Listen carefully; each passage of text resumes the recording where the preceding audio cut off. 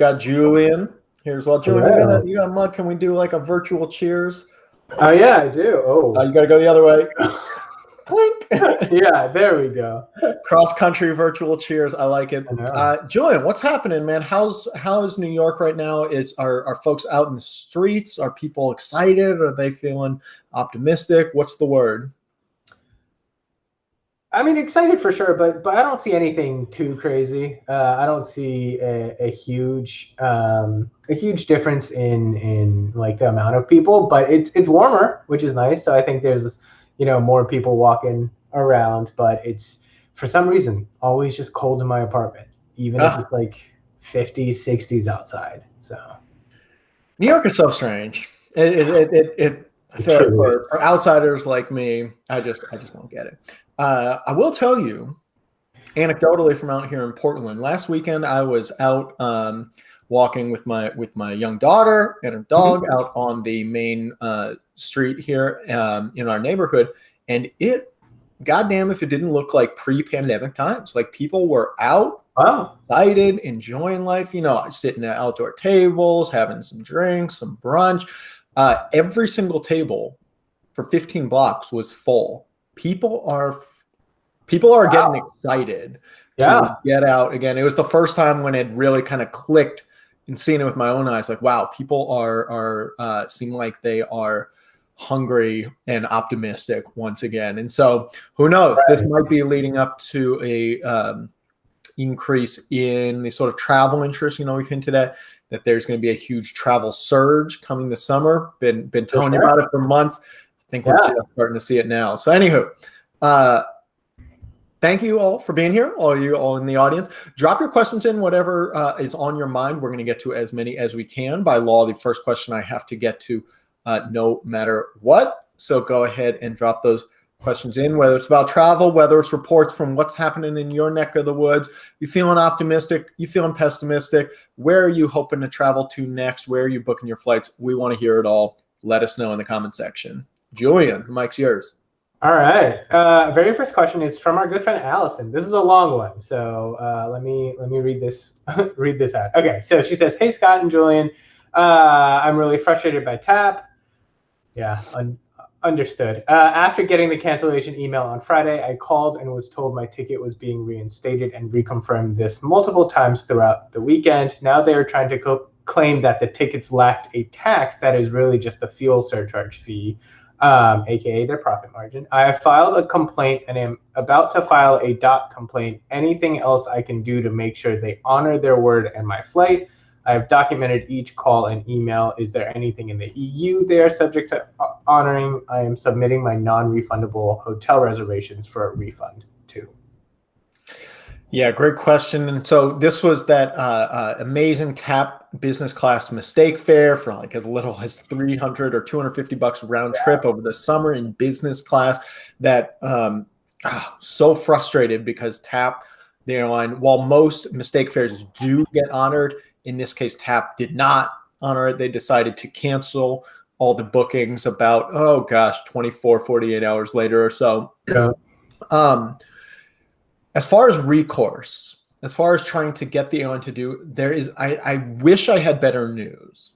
Back in 2015, it was still the law that when an airline put up a fare, they had to honor it no matter what. Like if they sold the ticket for that price, then they had to honor it. And that was the Department of Transportation regulation that said, yes, airline, if you sell this ticket, you have to honor it. Mm-hmm. That rule changed in 2015.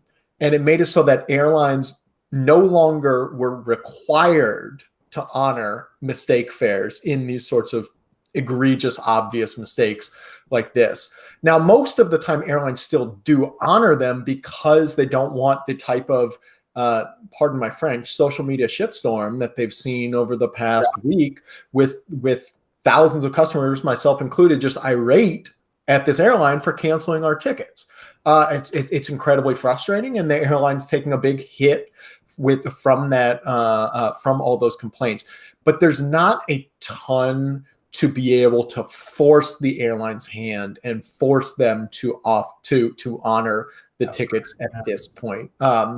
It's possible that you can get an agent to just single-handedly carve out an accept for you. I'm actually curious to hear more, Allison. Maybe we'll check back in next week to hear if you had any success. It sounds like you always made some headway in trying to convince a customer support agent to honor the ticket.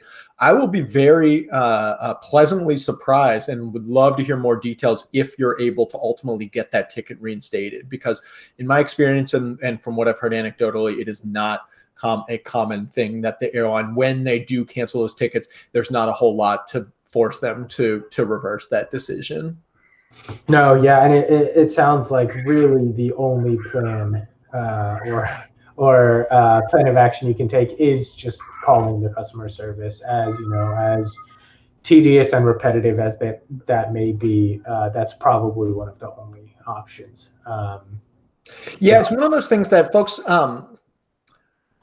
There are two types of policies in airlines and a lot of companies. There are policies that are hard coded, and then there are policies where the airline agents have discretion.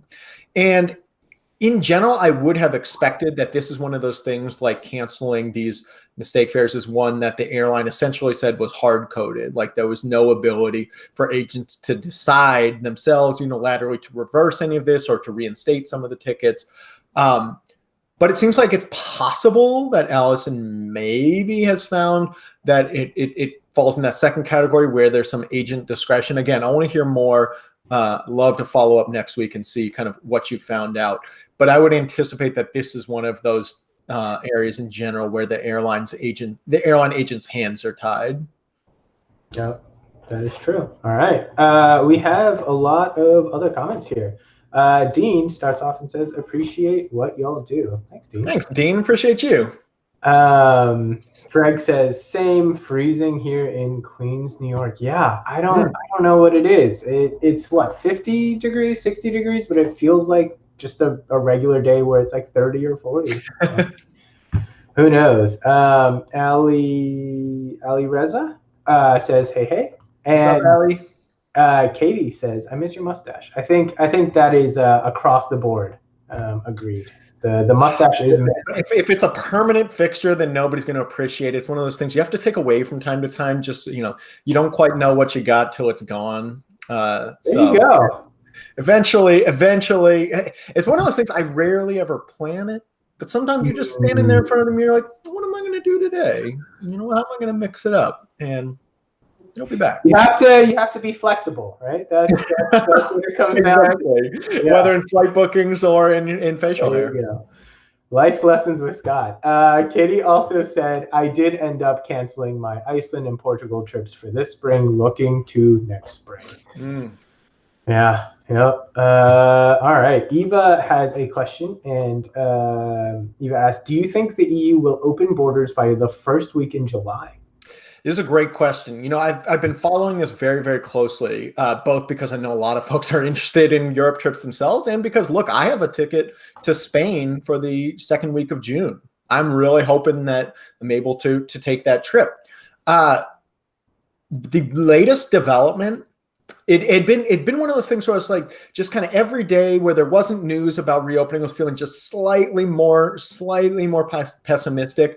But we got word yesterday that Greece is hoping to not only reopen for other folks in the EU, but reopen to all international travelers, whether you have to show proof of vaccination or a negative test, but all international travelers, including Americans, by mid-May. So that's just 2 months away.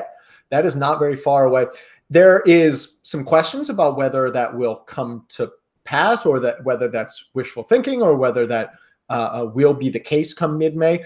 But I take that as a very optimistic sign that countries are trying very hard to make this happen, that they're not just sort of resting on their laurels or taking a very conservative approach, but that they're hoping to be able to restart international tourism, especially for folks who have been able to get vaccinated, and do so by this summer, because especially for a place like Greece, where 20% of jobs rely on tourism in one form or fashion, it is really, really important that the international tourism that happens over the summer be possible this year. So for places like Greece, places like Spain, places like Italy that are especially dependent on tourism, I think you're seeing a big push to make that happen. I would still bet on international tourism being open to the EU by the first week of July, if I'm a betting man. I feel my guess at this point, thinking about my own trip to Spain in June, I would say 50-50 at this point. For July, I feel more confident. It's like, maybe 65-35. If you're talking August, I'm feeling like 80-20. But again, this is one of those things I'm following very, very closely, and why I'm glad to be able to do these weekly chats to be able to kind of give an update, not only on what my best read on the landscape is, but any new developments like what we saw with Greece yesterday, where they are targeting mid-May for a reopening for international tourism. Yeah. The Greece news is definitely promising. You're right, where it's just like, I'm not sure, and then suddenly, oh, well, like here's some actual news, and here's some potential openings. So. Yeah, watch late May. Just like all the international tourists are all just going to pack into Greece. Like nowhere else in Europe. It's just everybody's going to get their tickets for Greece. I know. Which I feel like around that season is already what happened. Oh yeah, there are far worse places to be in the world than Greece in May. Trust me. That is true. Witt says, yeah, he has an open jaw from Austin to Lima and returned from Medellin to Austin for $365 round trip at the end of April. After 3 straight Bangkok flights canceled, I'll take my chances. Yeah, that's awesome. Congratulations. And yeah, in general, Latin America has been far more open for international tourism than has Southeast Asia or Europe or elsewhere. So I would feel very confident that you're going to be able to take that trip. You don't forget, you're going to need to take show a negative COVID test to return to the U.S. From Medellin. But because it's end of April, right now the U.S. requirement is that you have to take a negative test within 3 days of your return to the U.S. I would not be surprised if by the time your trip rolls around, that order gets expanded to say either a negative test or proof of vaccination. That requirement first went up in, I believe, early February. It's either late January or early February, when very few people had been vaccinated. But now there's almost 100 million shots that have been gotten into Americans' arms. 60 some million people who have been vaccinated, and that is set to really accelerate significantly over the next 4 to 6 weeks. That the White House said that by the end of May, all adult Americans are going to be able to get vaccinated.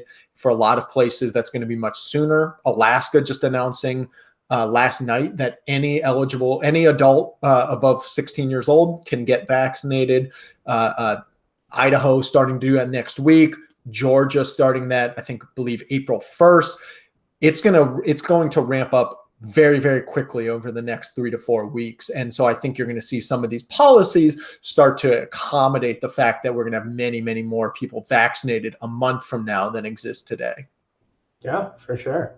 Ali Reza also asks, what website do you recommend for stay vacation? So during the pandemic, besides Airbnb and VRBO? Great question. So those are the two big ones when it comes to homestays. RVs obviously are one that a lot of folks have been excited about for the past 12 months. RV Share, I know, is a big one there. And I should remember the name. Give me one quick second while I slyly go look up what was mentioned in our work Slack yesterday.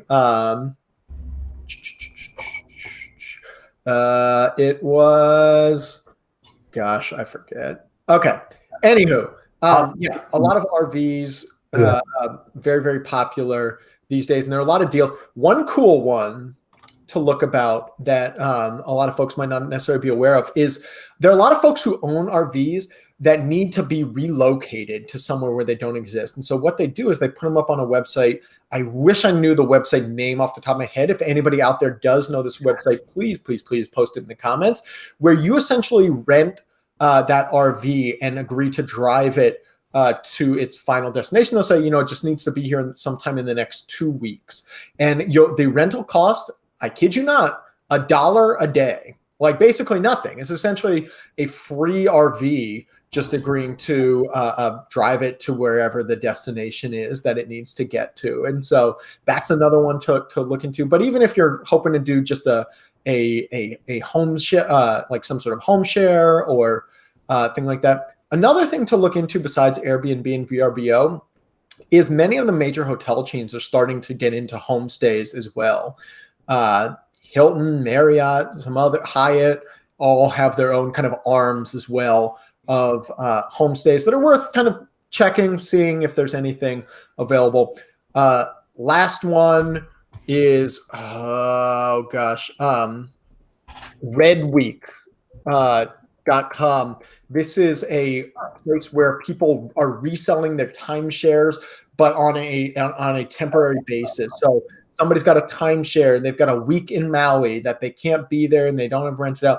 They put it up and they'll say, $50 a night for whoever wants to come take this. Check it out, redweek.com, be able to do those timeshare rentals.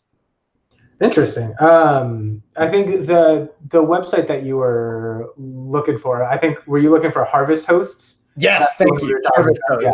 Another good RV site. That one, I think you need to have your own, self-contained RV, and then it allows you to stay at like a bunch of really cool, unique sites. So yeah, that's perfect if you get those $1 a day rentals and then are able to stay at the Harvest Host spots. Yeah. Okay, Ross Becker asks, I'm traveling to Europe for 3 weeks at the end of March, and I'm having a lot of trouble finding trip insurance that covers for COVID-related problems or cancel for any reason coverage. Do you have any advice? Ooh, good question. I don't, I'll be honest, trip insurance is not my area of expertise in terms of like specific recommendations, this or that. I know World Nomads is probably the most popular and prevalent one. Definitely worth looking at. They have different options. I haven't used them personally, but I've heard good word from folks who have. The thing that I think a lot of folks miss that I would recommend taking a look at is, thank you. Somebody mentioned in the comment section, imova.com is the RV $1 a day site. IMOOVA.com. Thank you so much, Susanna. You are a lifesaver. I'd forgotten. I got some of that fog brain. But back to insurance. It's not going to be cancel for any reason insurance. But the two things that I would be aware of is, one, seeing what sorts of protections the credit card that you have automatically includes as long as you book your flight with it. Many people don't realize that they already have a lot of travel insurance or coverage just by booking their trip on their credit card. So look that up. The second thing to be aware of is that the airlines are being much more flexible with free changes.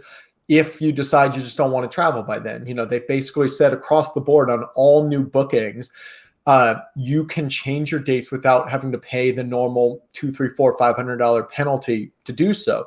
If the new flight is more expensive, you have to cover the difference. But if the new flight is cheaper, you actually get the difference back in the form of a travel credit on most airlines. So those are the two other things I would kind of be aware of and look at with your flight in case this trip to Egypt at the end of March, in case you don't end up wanting to take it by then, you can push it back to May, to June, even to later in the fall without having to pay that penalty.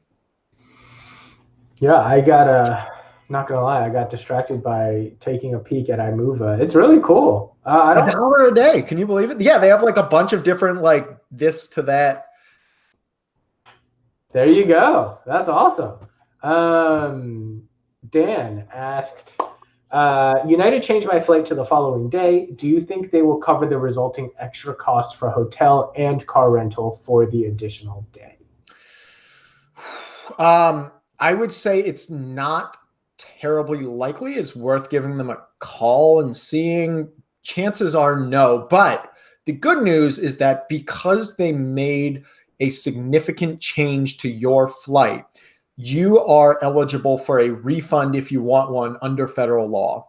Federal law says that if the airline cancels or significantly changes your flight, you are eligible for a cash refund, in which case United did. And so if what I would be doing in your situation is I would take a look at not only the fare you paid for this, but what are the fares that exist right now for the same trip on your ideal dates? And maybe it's cheaper than what you'd originally paid, in which case I would just book a new flight and get a refund from United for the trip of yours that they changed. Our next question comes from Fabian, and he asks, any thoughts on Western European countries to visit in the last half of the year, assuming things open up then? So I'm guessing. Man. I mean, gosh, is there anywhere that isn't good to visit? I mean, I love Spain. There are so many cool, amazing parts of Spain. Barcelona and Madrid are great, don't get me wrong, but there's a lot of great spots in Spain that are not named Barcelona and Madrid. Go up to San Sebastian and Bilbao, incredible food town and just like great walk around and exploring. Go down to Sevilla and catch a flamenco show. Even go over to Portugal. It's amazing, amazing country with a lot of great beaches and a lot of great food. So those, come to my head, if I have to choose one, that for my personal experience is where I'm going. The other one that I really, really love and always try to find ways to get back to is the Netherlands. And the reason why I love visiting the Netherlands is just because of how much bike infrastructure there is there. I love like just getting on a bike, riding out to the countryside, going to some cool pub out in the countryside, having a couple beers, slowly biking home. But it's all very safe because it's, they have really just so much bike infrastructure. There's so many great bike lanes, bike paths. It's incredible how much of a different experience it is from biking in the US, which I do regularly. But frankly, I almost got ran down by a car on Tuesday because this guy just like was running a yell. It's that type of thing that just is much less common in a country like the Netherlands, where bike infrastructure is really, really robust. So those are the two that come to my mind. But you should take my advice with a grain of salt, because I've never been to some parts of Western Europe. I've never been to France, embarrassingly enough. I've never been to, I've spent like a day here or there in Germany, but not a lot. Haven't been to Denmark. Like there's a lot of places I haven't been.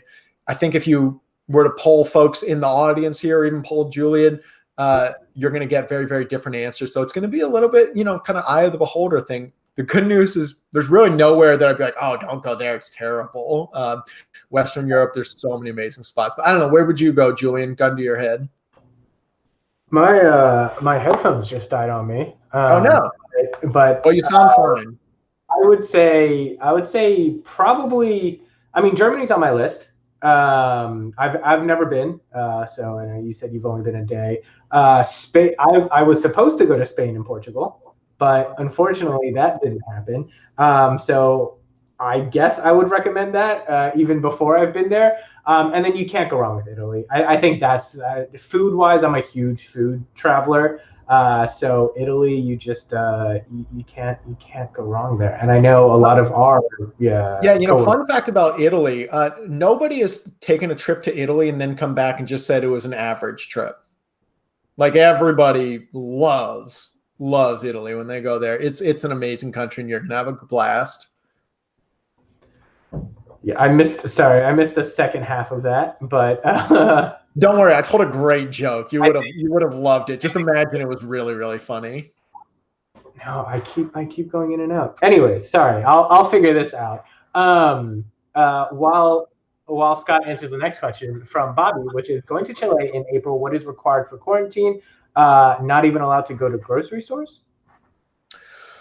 Ooh, good question. Gosh, it's one of those things where I wish I had these all memorized. Gosh,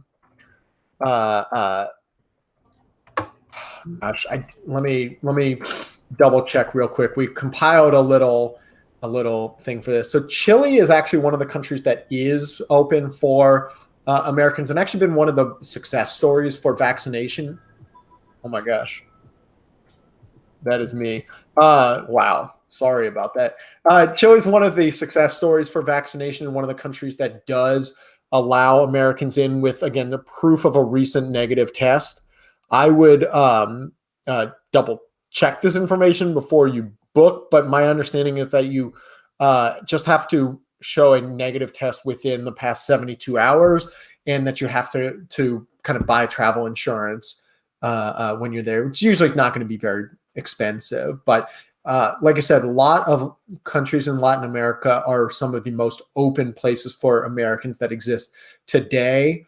But I think especially in the next few months, you're going to see a ton of those countries that are currently closed for international travel start to open up for people who've been vaccinated. All right.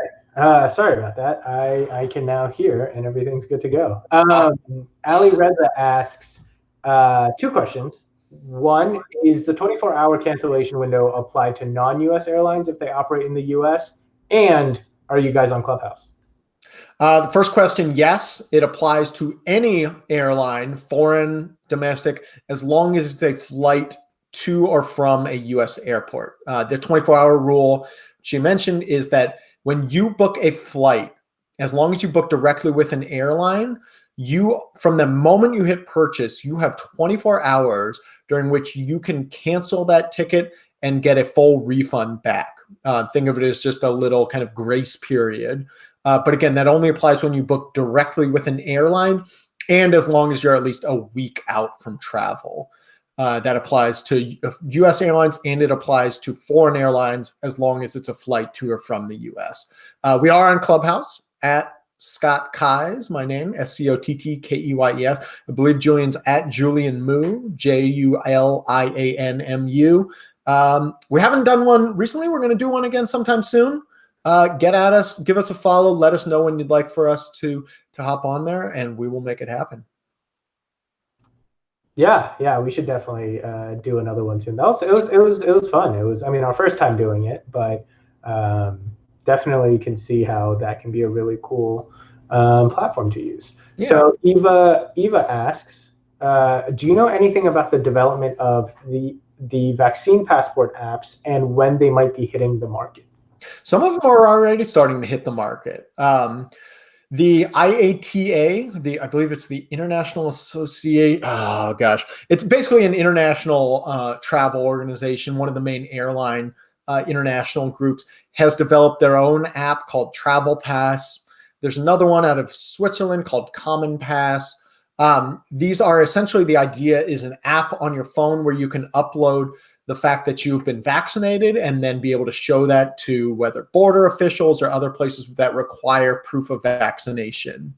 They are already starting to hit the market. Like I said, Panama is one place that is started to work with, I believe, Travel Pass to do it. But even in Julian's own New York, they are instituting vaccine passports. If you want to go to, say, a Knicks game or a Nets game, you have to have been vaccinated. You have the app, and then when you show up at the Barclays Center, you show up at Madison Square Garden, they scan it and they say, all right, Julian's been vaccinated. He's good to go. It feels weird that I didn't know that, and you know more about where I'm living than I do. But I mean, you're the travel expert for. I'm glad to break the news to you. Yeah, this is one of those things. Though, these vaccine passports are still just right now in early stages, but I think as places like Europe start to open up and elsewhere, you're going to start to see them become much more widely adopted. Yeah, probably sometime in the next few months.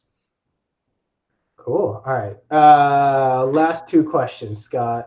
All right. Bobby asks, we just discovered my husband is a Portuguese citizen. Do you know how that might affect travel to Portugal in October? Awesome. Congrats. The good news actually is that, look, while the EU has placed international tourism off limits for the past 12 months, there are exceptions, and the exceptions for who is allowed to fly to Europe right now and go enter the EU are students, people with family there, and people who are dual citizens. So if you're a dual citizen, if you are a Portuguese citizen, and especially if your family member, your husband is a Portuguese citizen, you could actually go there now. You don't have to necessarily wait until the international tourism restrictions start to get rolled back. I think if you want to, those flights are already flying. Most people don't necessarily realize that there are, even right now, dozens and dozens of flights between the US and Europe every single day happening today, tomorrow, the next day. But by and large, it's for people like dual citizens and others who are allowed in the EU, not for the rest of us who just want to go visit as tourists. Yeah, I'm seeing some people are losing connection. Sorry if for some reason it keeps dropping out, but hopefully, yeah, I don't know. I think there's some issues here. Hopefully we can figure that out. Anyways, final question, Scott. Mario asks, I don't know if someone asked about this, but do you think the Olympics not allowing tourists is a big hit to international travel? Yeah, good question. So Japan just recently announcing that they are not going to be having international fans in the stands for the Olympics. I believe it's in late July, if I recall correctly. Look, I was bummed to see this, both because that means that any of us who might have wanted to go and be there for it aren't going to be able to, but also because I think it means that the prospects for international tourism in the next few months to Japan is unlikely. Like, I don't think they will be allowing international tourism before the Olympics if they're saying we're not allowing international tourists in for the Olympics. I think that means that international tourism to Japan is likely not going to reopen until possibly late summer, but more likely the fall. Cool. All right. Well, listen, everybody, on that slightly Debbie Downer note, appreciate you all being here. Thanks for the great questions. We're going to be doing this again every week. My apologies if we didn't get to your specific question, but we're going to try to get to as many as we can next time. Give us a follow on Clubhouse. Search for us there. We're going to, like I said, we'll test it out again. We'll do another Clubhouse chat. We'd love to take your questions there. And otherwise, we will talk to you next week. Bye, everybody.